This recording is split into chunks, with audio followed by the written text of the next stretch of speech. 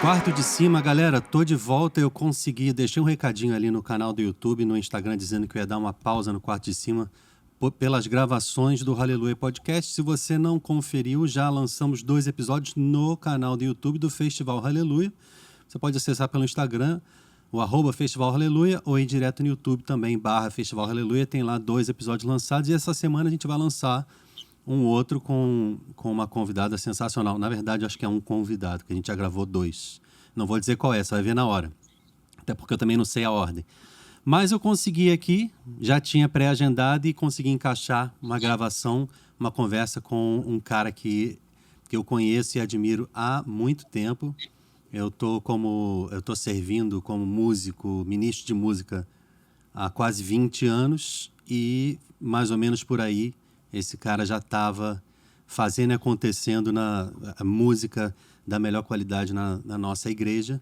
Ele é um dos fundadores, membro da banda Dom, e também tem participação na área da Subsecretaria de Cuidados Especiais da Casa Civil do Estado do Rio de Janeiro e principalmente a Superintendência de Pessoas com Deficiência. Estou falando do Augusto César Cornélios, ou o tio Guto da banda Dom. E aí, como é que você está, Guto? Primeiro, uma alegria muito grande estar participando desse espaço tão privilegiado. Eu sempre acompanho, né, os espaços, sempre fico assim, poxa, me chama e tal. E aí, quando você me chamou, era a oportunidade que eu queria, realmente maravilhosa. Pena que as nossas agendas são sempre super complicadas, né? E a gente conseguia encaixar. Eu estou aqui em casa, se daqui a pouco entrar uma criança de 6 anos de idade, é o João, meu filho. Ah, legal. Você bota ele aí para dar um oi pra gente também. É possível que ele invada o espaço. Eu dei meu celular para ele ouvir música. Uhum. Ele adora ouvir música. Então, eu deixo o celular com o Spotify aberto para ele ouvir música. E aí eu poder ter um mínimo de tranquilidade para poder fazer. Mas é um prazer muito grande, Pedro. Eu sou seu fã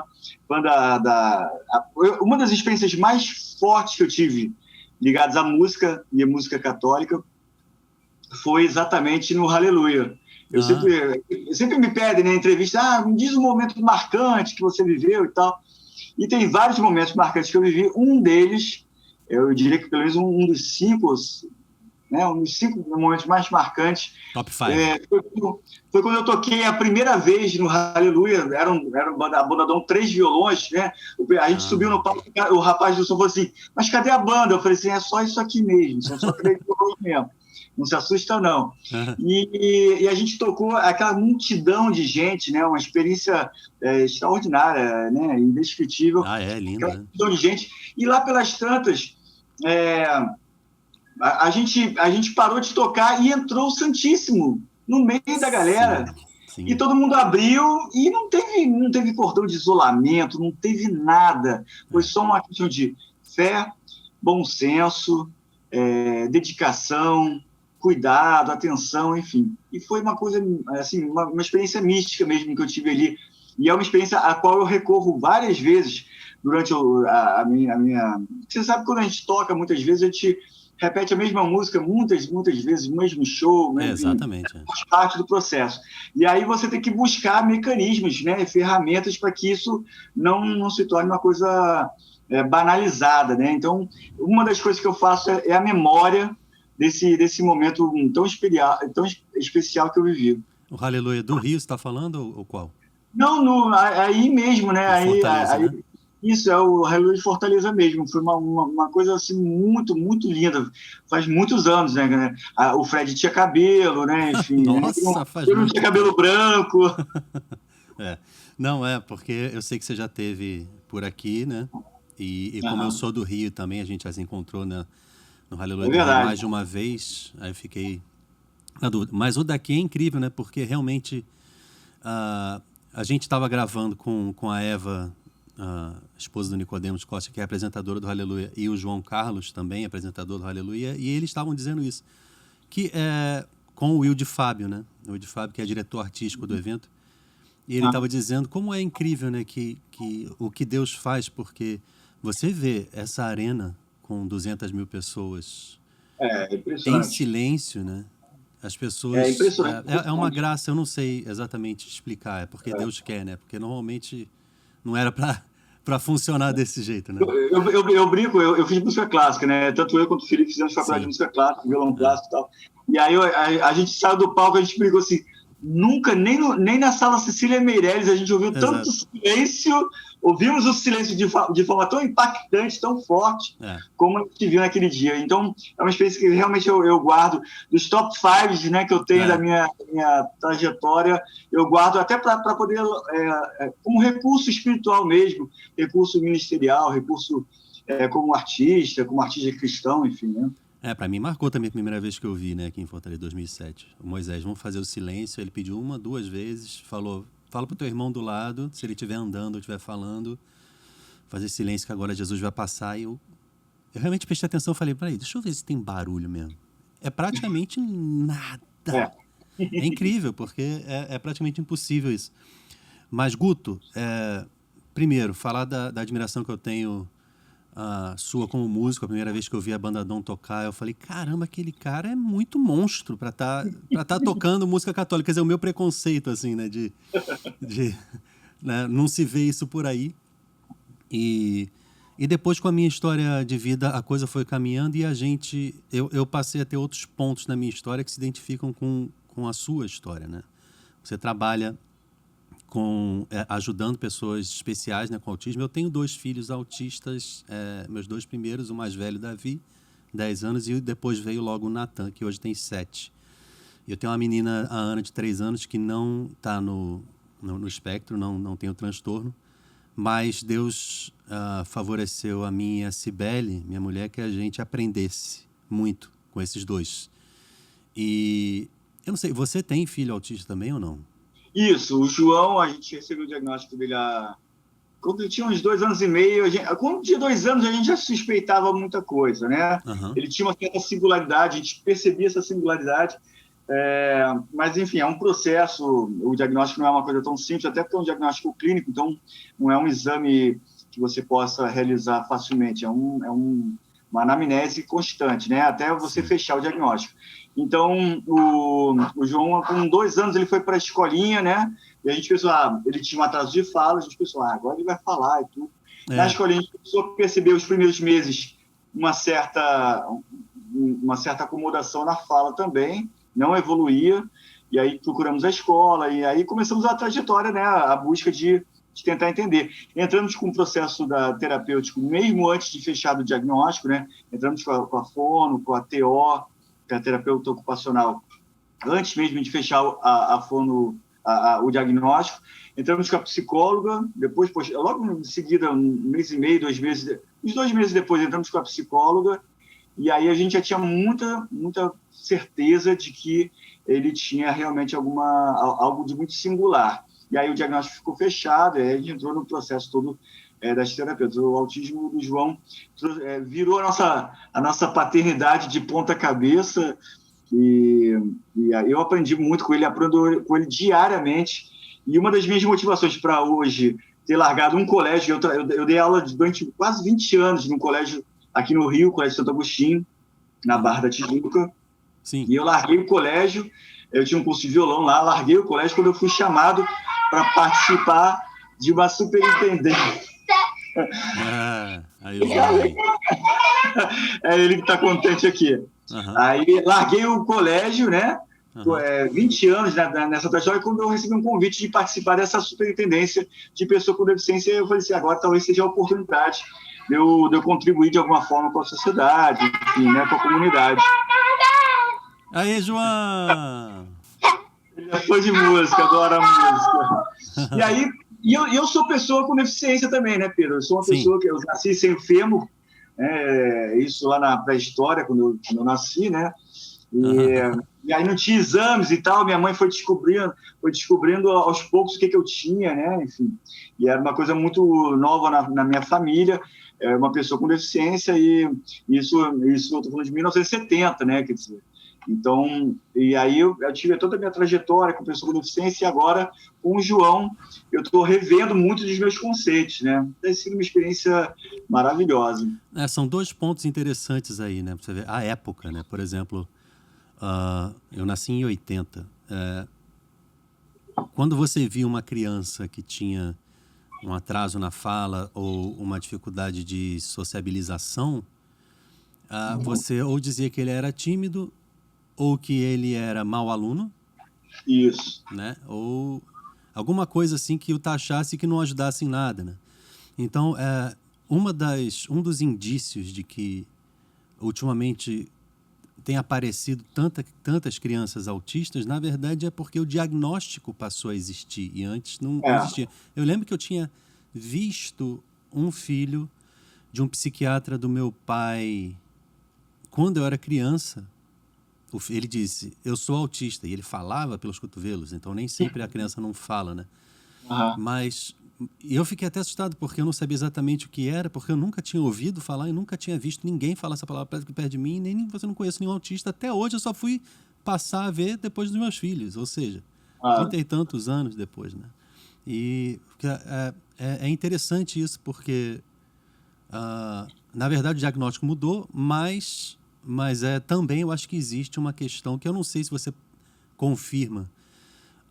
Você acha que tem a ver também com o estilo de vida nosso, de alimentação e de exposição a certas tecnologias que acabam levando para as próximas gerações uma tendência ao autismo ou não?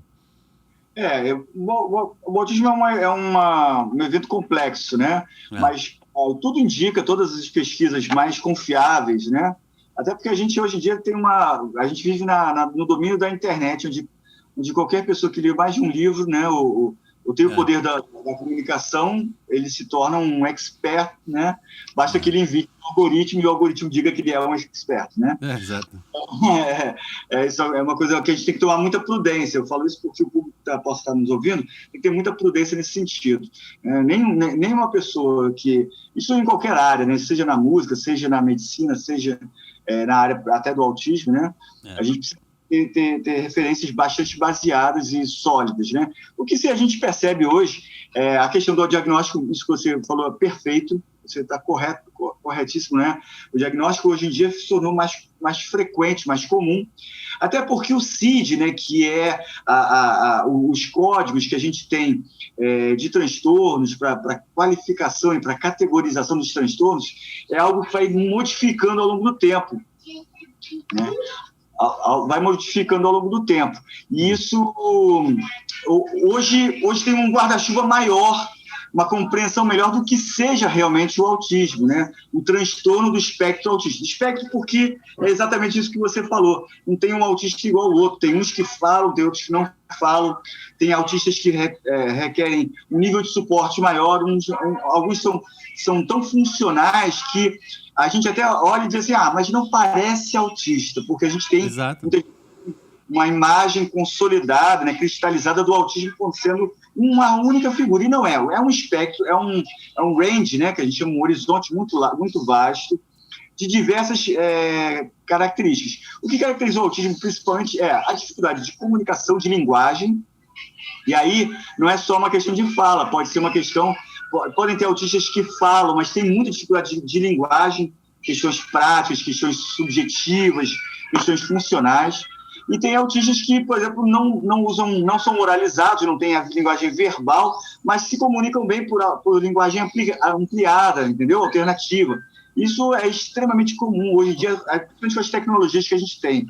E eu vivi numa época eu sou uma década antes de você, né? Eu vivi na época pré-anos 80. O ano de 1980 é um ano fundamental para a pessoa com deficiência. É mesmo? Por quê? Porque foi o ano que a ONU declarou como o ano mundial da pessoa com deficiência. Aí dizia, naquela que você falava pessoa com deficiência, você falava deficiente físico, né? Era uma expressão que se usava muito. Eu, na década de 70, até os 10 anos, eu ouvi muitas palavras, aleijado, deficiente, enfim, defeituoso. Você vê, aleijado é afastado, né? Ou seja, ele está apartado ali do normal. Ok, só que se tornou pejorativo. Deficiente físico é ruim esse nome? A gente não usa a palavra deficiente, por quê? Porque, na verdade, o que é deficiência? A deficiência, ela depende do meio que você vive. Por exemplo, eu sou um músico que tem uma formação clássica. Eu sou um péssimo músico, por exemplo, numa roda de choro. Porque a minha formação não é de música chorinho. É. Um péssimo músico, por exemplo, num baile, numa fiesta flamenca, por exemplo, eu não sou um músico flamenco. Ou seja, o meio, ele constrói você, né? Eu escrevi, por exemplo, 3 livros, vou publicar o 4 agora, já está saindo daqui a algumas semanas. Mas eu não sou, por exemplo, um escritor de literatura de ficção, por exemplo. Eu sou uma pessoa que escrevo, mas não escrevo literatura de ficção. Ou seja, o meio, ele qualifica você. Então, a gente não usa a palavra deficiente, porque depende do meio. Eu, por exemplo, na piscina aqui do prédio onde eu moro, às vezes eu desço com o João, e aí toda vez que eu desço, o guarda-vidas fala assim: quer ajuda, seu Augusto? Eu falo assim: não, na água eu não tenho deficiência. Porque a água me sustenta, a água me envolve, é um meio que me possibilita uma liberdade, uma autonomia, uma força que o meio do ar, por exemplo, não me permite, me causa risco Sim. de queda, por exemplo, entendeu? Mas um Então, deficiente eu acho que físico, para a gente dar um nome de pessoa com deficiência, não é a mesma coisa? Não, porque o deficiente não é... A pessoa vem antes da deficiência, entendeu? Você ser o deficiente, você qualifica aquela pessoa como um deficiente independente. Então, pessoa com deficiência. A pessoa vem antes da deficiência. Isso aí foi um ganho de vocabulário. Eu sempre digo assim, a gente vive nessa época do mimimi, né? E aí tudo é mimimi, poxa, agora não pode chamar disso. Não é que não possa chamar. Você pode chamar do que você quiser. Vai colher os frutos do que você fizer, claro, óbvio, né? Mas a gente deve sempre ter essa percepção de que a pessoa vem antes da deficiência. Então, outro dia eu estava na subsecretaria e eu trabalho ao lado de uma cadeirante. E entrou um rapaz e falou assim: quem é o responsável por ela? Eu olhei, eu falei assim, a gente, todo mundo, né, na sala se olhou, eu falei, ela, né? Talvez, infelizmente, ela seja responsável por ela mesma, né? Então, isso é muito importante, a gente resgatar essa dignidade do ser humano. O ser humano não é deficiente. Deficiente é um meio. Se a gente der condições para uma pessoa com deficiência, ele vai ser tão eficiente quanto qualquer outra pessoa. Ele tem uma limitação, mas a gente tem tecnologias e possibilidades que minimizam e, pelo contrário, a gente tem que descobrir as potencialidades que uma deficiência pode permitir que a pessoa tenha. Eu sempre conto a história da minha esposa, né? Eu nasci sem um fêmur, né? Então eu nasci achando que eu faltava um pedaço na minha vida, Pedro. Eu disse, cara, eu sou um cara uma pessoa incompleta, porque eu nasci sem um fêmur e tal. As pessoas sofri bullying na escola, enfim. Na adolescência eu me senti uma pessoa incompleta, meus pais se separaram, então minha família ficou fragmentada, enfim. Até que um dia eu comecei a tocar com a banda Dom e eu comecei a perceber que muitas pessoas se sentiam incompletas. Você tem essa experiência várias e várias vezes, sim, com certeza, com sua trajetória. Às vezes é um trabalho, às vezes é um amor, às vezes é uma cura de uma doença de um filho. Isso é outra coisa diferente, né? A deficiência não é uma doença, né? Então, isso é uma coisa que foi uma conquista ao longo da trajetória. E aí, um dia conversando com a minha esposa, ela falou assim, e se for ao contrário? Se aquilo que você acha que Deus te tirou foi exatamente o que Ele te deu a mais. Eu falei, se essa mulher, ela era minha namorada, né? Essa moça é maluca, eu vou casar com ela antes que ela recobre a lucidez e perceba que não vale a pena, né, o casamento. E aí eu falei assim, mas como assim? Aí ela falou assim, poxa, será que você seria a mesma pessoa se você não tivesse a deficiência? Aí eu falei assim, como assim, né? Poxa, para pensar. Você sendo uma pessoa com deficiência, você é uma pessoa mais sensível para algumas situações.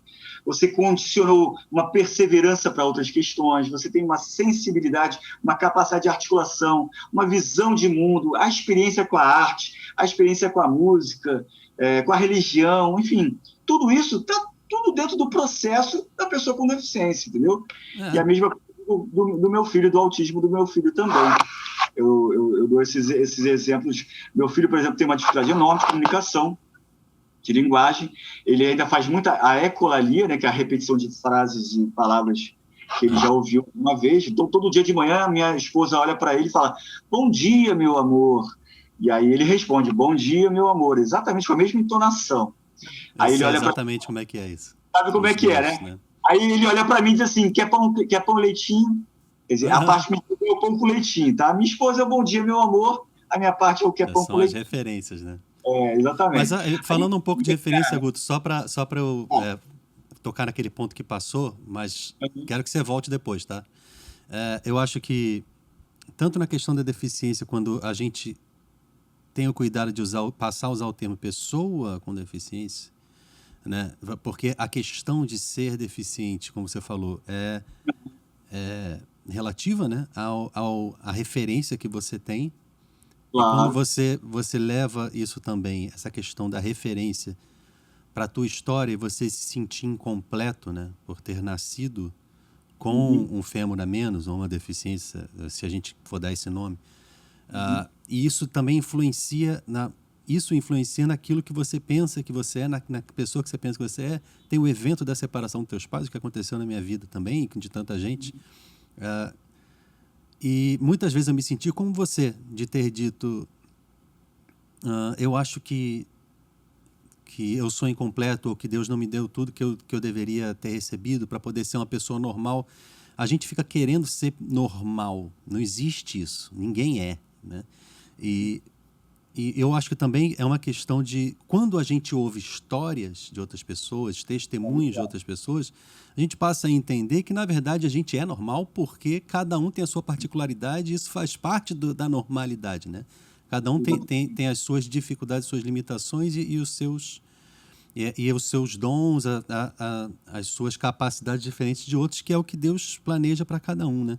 E aí, uma coisa é, quando a gente tem uma falta de autoconhecimento e também uma falta de conhecimento de outras histórias, de outras pessoas, a gente passa a achar que a gente está recebendo menos do que a gente merece, porque a gente fica autorreferenciado. A gente é o centro, né? Ô, João aí. Quando a gente passa... quando a gente não tem referências de outras histórias, a gente passa a achar que a gente é o centro do universo e que Deus deveria ter dado mais do que a gente recebeu, né? Então, é libertador a gente ver as dificuldades dos outros também. Não como um sadismo de, tem outras pessoas sofrendo, que bom. Não, mas é porque eu não sou a pessoa mais especial do mundo. O que eu tenho é muito mais do que eu mereço. E assim por diante. Eu acho que o grande lance da deficiência, eu sempre falo isso, cara, o grande lance da deficiência é perceber que nós somos singulares. Essa questão da normalização, né, da normatização das coisas, é uma coisa muito perigosa, porque você é um risco que a gente corre, inclusive, dentro do cristianismo, de normatizar o cristianismo. Você vê que o chamado à santidade, por exemplo, é um chamado singular. Um chamado de São Francisco não é igual ao de Santo Agostinho, que não é igual ao de São Francisco de Sales. Enfim, cada um experimenta o Cristo, né? Os próprios apóstolos, Pedro, tu és o Cristo, o Filho de Deus vivo. Para Paulo, a imagem visível do Deus invisível. Para Tomé, meu Senhor e meu Deus. Ou seja, cada um tinha uma experiência do Cristo, era o mesmo Cristo, mas uma experiência singular, porque somos todos singulares. E eu acho que esse é o grande barato da pessoa com deficiência, e a gente vê essa trajetória da pessoa com deficiência. Ela foi resgatando essa capacidade e essa dignidade de sermos únicos. A gente tem um viés religioso, né? Eu muitas vezes falo para pessoas que não têm viés religioso, então fico limitado na questão da ética, mas a gente tem um viés religioso, a gente sabe que nós somos criados imagem e semelhança de Deus, independente de quem nós somos. Nós temos uma dignidade humana, se temos alguma limitação, se temos alguma doença, enfim, ou algum vício, somos, e nada pode apagar essa dignidade humana. Né? Inclusive, ajuda a gente a se libertar dessa autorreferência e dos vícios que a gente tem, quando a gente percebe que isso também essas e outras coisas acontecem, às vezes até de uma maneira mais intensa e pior na vida dos outros. Então, eu passo a achar que eu sou a pessoa mais vitimizada ou a pessoa mais prejudicada do mundo, e isso me ajuda também a bola para frente, e o que eu tenho é o que eu sou, o que eu sou é o que eu tenho, e eu posso melhorar, e as minhas limitações não me param. Então, o plano de Deus para mim, ele é abrangente, né? A experiência que o Cristo fez, né? A experiência que o Cristo fez com as pessoas com quem ele encontrava. A cada pessoa que ele encontrava, ele ele devolvia àquela pessoa a dignidade, ou seja, se a pessoa era um cobrador de impostos excluída da sociedade ou agredida pela sociedade porque tinha uma atividade vil, enfim, né, mal vista, ele parava para conversar com aquela pessoa, ele conversava com qualquer pessoa, mesmo uma samaritana, mesmo uma pecadora que estava à beira do apedrejamento, enfim, ou um escriba, né, uma pessoa mal intencionada, uma pessoa falaciosa, ele conversava com todo mundo, ele dava a todo mundo atenção e respeito pela sua dignidade, né? E eu acho que é um pouco isso, né? A questão da pessoa com deficiência é isso. E a gente tem que olhar para a deficiência como... Eu ainda não sou capaz de escrever esse livro, que é a bênção que vem que mora do sofrimento, né? Existe uma bênção que mora no sofrimento.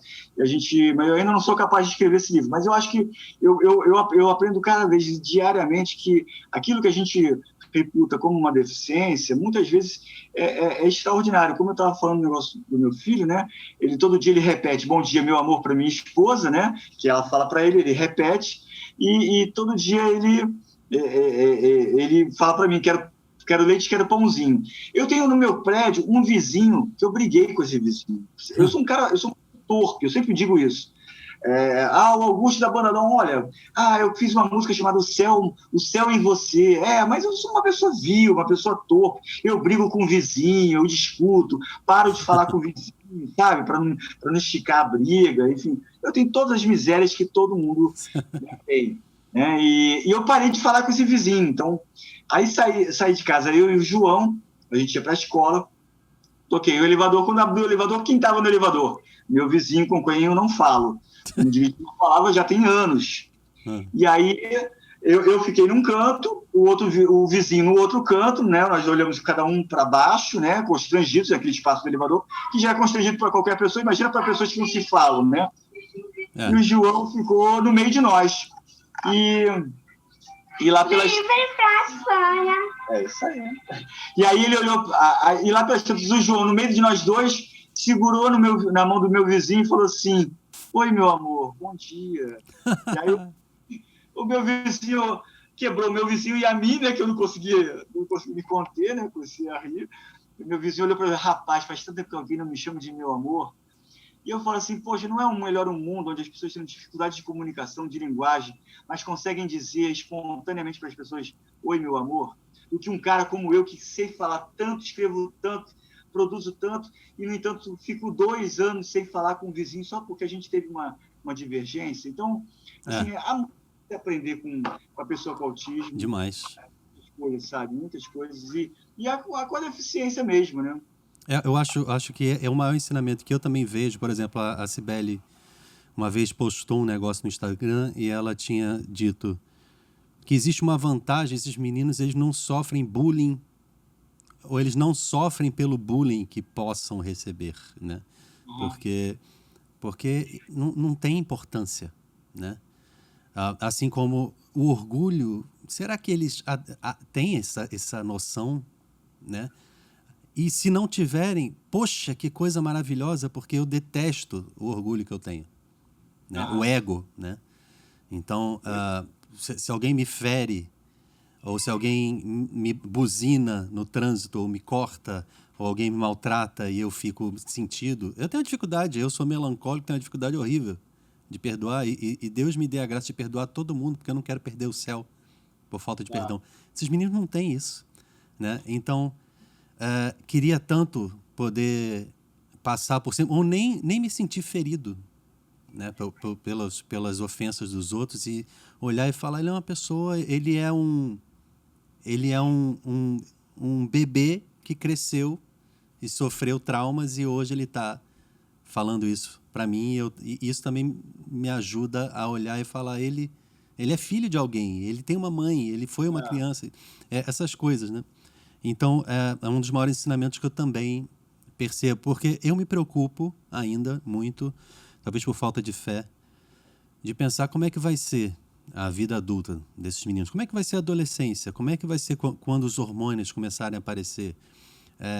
E se a gente ficar se preocupando muito lá na frente, a gente vai esquecer do que Jesus falou no Evangelho, que você tem que se preocupar com hoje, né? Assim, nem se preocupar, né? Você olha as aves do céu, e etc. Como Jesus fala, né? Deus dá tudo a elas, por que ele não daria a vocês, né? Então, a cada dia basta o seu cuidado. Mas eu penso na fase adulta, eu penso na velhice, quem é que vai estar com eles quando eu não estiver mais Olha, aqui e é tal. uma questão bacana, Pedro. Eu acho assim, eu acho que a gente tem que encarar de frente as questões, sabe? Eu, durante muito tempo na minha deficiência, eu tenho 52 anos, eu sou um ancião já quase tô quase com todas as preferências, só não fico grávido, claro, né? Por enquanto. Mas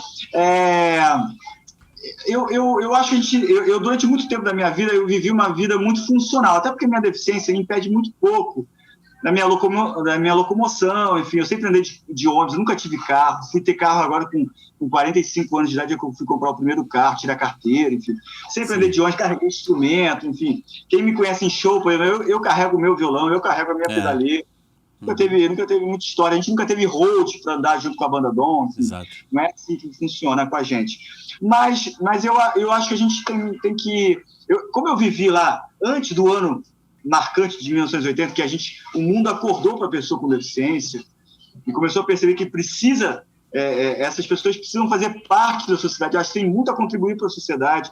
A sociedade precisa, uma sociedade que não tem pessoas com deficiência no seu centro, incorporadas, incluídas na sua sociedade, uma sociedade empobrecida. E eu acho que a gente tem que olhar para isso também. Por exemplo, com o João, e esse foi o meu empenho dentro do governo, é construir cada dia algo novo que possa construir uma realidade melhor. A escola, por exemplo, onde ele estuda, eu comecei a perceber que os amiguinhos não entendiam muito ele. E aí, o que eu fiz? Eu vou lançar daqui a umas 2 semanas, eu estou lançando. É um livro infantil de inclusão. Chama-se O Menino que Falava Cantando, porque o João, com a dificuldade de linguagem dele, ele começou a falar cantando, através de músicas. Então, às vezes eu ia viajar para fazer shows, eu sou fã de Beatles, né? Uhum. Eu ia viajar para fazer shows e tal, e aí quando eu voltava do show, eu abria a porta, ele olhava para mim e falava assim, All the Lonely People, que é uma música dos Beatles, do Eleanor Rigby, Beatles, né? E aí ele dizia, quem está feliz bate palma, e ficava cantando essas coisas, né? Eu não vou cantar porque eu estou muito mal, mas eu fiz esse livro infantil. Lá na subsecretaria, por exemplo, a gente criou uma cartilha sobre o autismo. Para quê? Para que quando o autista chegue, por exemplo, num evento ou num prédio público, ele possa ter, de repente, uma ferramenta de linguagem alternativa, como a PEX, né, são cartões com figuras, por exemplo. Sim. A igreja, por exemplo, tem uma catequese inclusiva, não só para surdos, não só para pessoas cadeirantes, não uma questão só do rampeamento, mas também uma missa, por exemplo, onde o autista possa experimentar a convivência na comunidade, né? Já na sociedade, mas é uma comunidade e plena, uma vivência plena, entendeu? Então, eu acho que a gente tem que lutar muito por isso, a gente não pode se calar nesse sentido. E eu hoje me gasto e me desgasto diariamente nessa vocação, sabe? Lá na subsecretaria, na superintendência, eu conheço outras realidades também de síndrome de Down, pessoas com deficiência física, enfim, a minha subsecretária, por exemplo, é cadeirante, tem pólio e tudo, né? E o João, com o autismo dele, enfim, me proporcionou essa possibilidade de dialogar. Na escola onde o João eu tirei ele de uma escola e coloquei em outra escola. Ele foi recusado por uma escola. Ah, é? Eu inclusive, disse para a diretora que estava nos recusando, eu falei assim, você vai se arrepender profundamente. E não é por causa do meu filho, não é porque eu estou magoado, é óbvio que eu estou magoado, é óbvio que eu estou sofrendo, mas você vai se arrepender porque você está escolhendo um caminho que não tem volta, porque a sociedade ela vai evoluir no sentido da inclusão. Por mais retrocessos que a gente possa experimentar, por mais forças contrárias, o nosso caminho é a inclusão. A humanidade, se evoluir, é uma humanidade que quer a inclusão, né? E já é lei, obriga os colégios. E eu vou te falar, Pedro, não adianta a lei. Você sabe que eu cheguei a essa conclusão dentro do governo. Você tem zilhões de leis, mas a lei não garante a inclusão, porque o que muda as pessoas não são as leis. Santo Agostinho tem uma frase que diz assim, você diz que os tempos são difíceis, os tempos são difíceis. Os homens são os tempos. Mude os homens e os tempos mudarão. Exato. A gente tem que mudar um homens. É claro que as leis são importantes e fundamentais, né? Claro, a gente tem né? agora... Mas se você não muda o homem, nada muda, né? Mas se a gente não muda a atitude, então eu luto, assim, eu ocupo espaço. Outro dia eu fui com o João na exposição do Van Gogh, por exemplo, e ele ficou com as estereotipias, ele chamou atenção, enfim. Eu acho que a gente tem que ocupar todos os espaços. Por exemplo, eu fui na exposição do Van Gogh com o João, e ele começou a fazer estereotipia, começou a chamar atenção, né? As pessoas percebiam a sua singularidade, o seu jeito de ser, enfim, e estranhavam, né, em algum momento. E a minha vontade era de sair fazendo palestra com todo mundo, contando o que é o autismo, contando que não é nada tão complexo assim, que a gente pode interagir, enfim.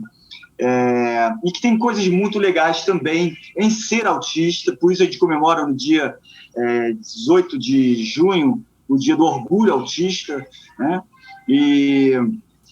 Então, eu falei para minha esposa, eu falei, cara, a gente precisa ocupar esses espaços. 18 de porque junho, ela também, quando começou a namorar comigo, ela dizia assim, cara, eu nunca via pessoa com deficiência, uma pessoa com muletas, em cinemas, por exemplo. Mas a gente tem que ocupar esses espaços. Na faculdade de música, eu fiz faculdade de música na UFRJ, eu era a única pessoa com deficiência.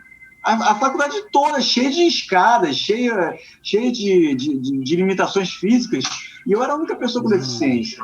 Sim. Então, eu acho que a gente precisa ocupar esses espaços, até porque a gente ocupando esses espaços, as pessoas vão se acostumando com aquilo, vão percebendo que não tem nada demais, que a gente tem que se beneficiar da nossa troca, da nossa diferença. A diferença, mais do que nos afastar, pelo contrário, ela nos completa. A gente precisa uns dos outros sendo diferentes, né? Isso ensina uma sociedade que custou, diga-se de passagem, a tomar consciência de que tem que pôr rampa nas calçadas e nos locais, nas faculdades, nos cinemas, etc. Porque, na verdade, não era de maldade, é que ninguém nem pensava no assunto, né? É verdade. Então, não, peraí, vamos botar corrimão, vamos botar atingido, né? Enquanto você não é atingido, né? Como você falou o negócio do autismo, né? Você não tinha visto... Eu me lembro quando eu era criança de ver um filme sobre autismo. E era um filme emblemático de um menino que rodava, isso da década de 70, né? Rodava um prato, fazia flapping, né? Era um filme clássico na década de 70, 80, enfim, né? E hoje a gente tem aí uma percepção do espectro muito melhor, muito mais sadia, enfim. Os amigos do meu filho, por exemplo, com toda a limitação de comunicação que ele tem, eu tinha essa preocupação, né? Eu falei, será que meu filho vai ter amigos?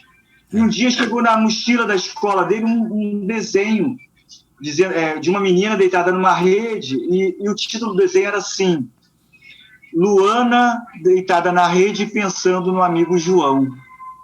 Era o título, ela que escreveu, sabe? E eu falei, poxa, a gente consegue, sabe? A gente consegue isso, sabe? Sim. É possível a gente perceber isso. E a gente tem que lutar por essa sociedade, né? Eu vi isso acontecer com os meus filhos em 2 colégios que eles estudavam antes no Colégio Cristos e agora estão no Colégio Shalom. Eu tinha um pouco dessa preocupação e via que sim, tanto porque os professores, as tias ensinam a dar atenção e fazer amizade com as crianças, porque é assim que a criança aprende mesmo, né? E até tinha meninas assim que gostavam, tipo, a namoradinha do Davi, porque ela gostava dele e tal. Então isso é tão bom ver, e assim, agora no Colégio Shalom também, eu vejo os 2 meninos recebendo a atenção, e é uma coisa que também me deixa muito agradecido a Deus e à sociedade, de ver que existe cada vez mais estrutura inclusiva, mesmo que nos pareça demorar, mas tem acontecido. As terapias, existe aqui perto um neuropsicocentro que tem todas as terapias disponíveis para as crianças, né? E recentemente eu ouvi falar, não sei se é só aqui, mas a Unimed, infelizmente, que é a que manda aqui tem quase que uma hegemonia, não é, mas quase que é. Passaram uma lei, alguma coisa assim, que vai acabar prejudicando, né, os autistas, porque eles não querem mais fazer a cobertura de plano de quase tudo, não sei exatamente o que é. A gente tem o rol indicativo e o taxativo, né? O taxativo é o que passou agora pelo STJ, né? E permite que as as empresas, né, de seguro de vida, enfim, de assistência, né, elas possam, se não está na ANS, no rol da ANS, aquela terapia, elas não cobrem, elas não são obrigadas a cobrir, nem por liminar da justiça. Mas é uma questão, eu acho que vai para o STF ainda, e acho que a gente não parou essa briga aí, a gente está lutando, eu já assinei vários abaixo-assinados, assim, e a gente tem que utilizar para isso, porque realmente, você vê, o João, ele faz ecoterapia, né, uma terapia com cavalos, não está no rol, não está no rol. Mas como é que faz para mudar o rol da ANS? O rol da ANS tem que ser atualizado também pela própria ANS. O certo ela já teria ter feito essa atualização também. Existe tanta necessidade hoje que na década anterior não existia, que essa coisa precisa ser atualizada, né? Constantemente. Então, vai acabar acontecendo, se Deus quiser, né? Mas, Guto, assim, eu sei que eu não posso te prender porque você tem compromisso, e a gente acabou não falando de música em si, né? Mas eu acho que foi uma conversa tão proveitosa dentro desse assunto, desse mundo, né? Da pessoa com deficiência, em especial do transtorno do espectro autismo, né? Então, eu acho que a gente também pode acabar se encontrando, Rica, que eu estou com o meu estúdio, a fábrica, quase terminando a reforma lá na Barra, e a gente pode fazer um presencial quando estiver por aí. Maravilha, eu moro no Recreio aqui, cara, bem pertinho da Barra. A gente está abrindo do lado do Shopping Metropolitano, 2 salas novas.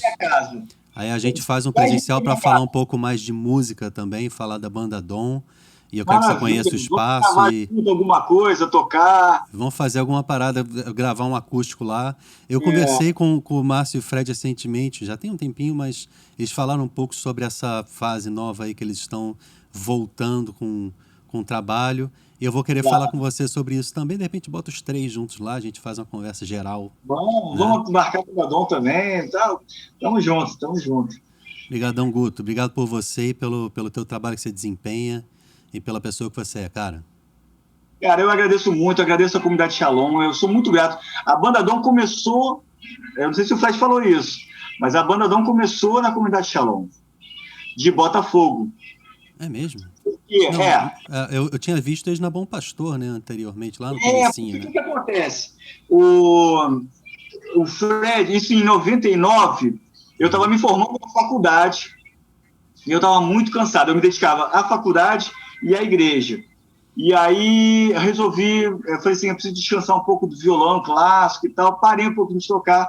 O Fred estava fora da Bom Pastor, mas também estava fora não queria continuar o trabalho solo, porque ele tinha um trabalho solo na época, que ele não queria dar seguimento, enfim. E ele me chamou para acompanhá-lo num festival que teve de música na comunidade Bom Pastor, na comunidade de Shalom, em Botafogo. Ah, sim, isso sim, com certeza. Aí a banda começou lá então, na verdade, né?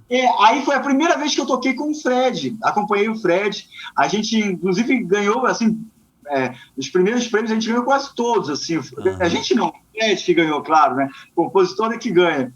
Aí o Fred ganhou o microfone, violão, deu um violão, um microfone para a comunidade Shalom e tudo, e foi lá que o Fred me mostrou pela primeira vez, embaixo de uma escada. Eu fiz uma música, deixa eu te mostrar essa música. E começava assim, eu pensei que podia viver por mim mesmo.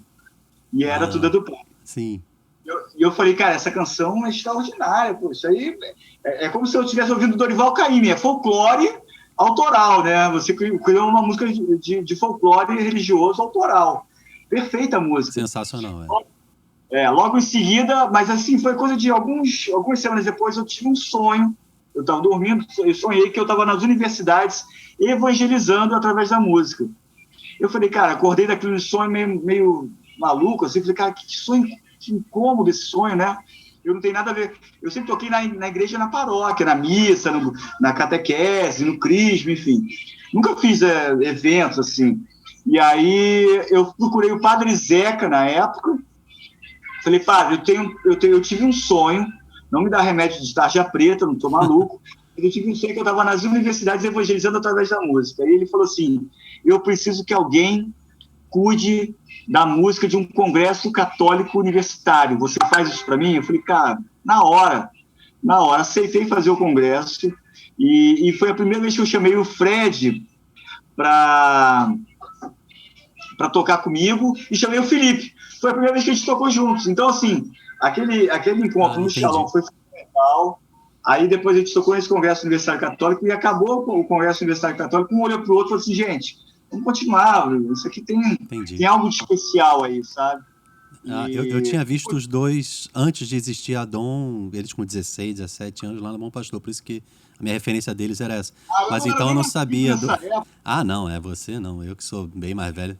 Mas eu não sabia do começo da banda Dom, tinha sido por influência do Festival do Shalom. Eu tenho um troféuzinho do Festival do Shalom também, de 2004. Eu tenho foto daquele festival, eu tocando com violão acústico, com microfone Shure, assim, na boca do violão, dando milhões de microfonias possíveis e imagináveis, assim, eu acabando com a minha unha, tentando tocar mais forte, enfim.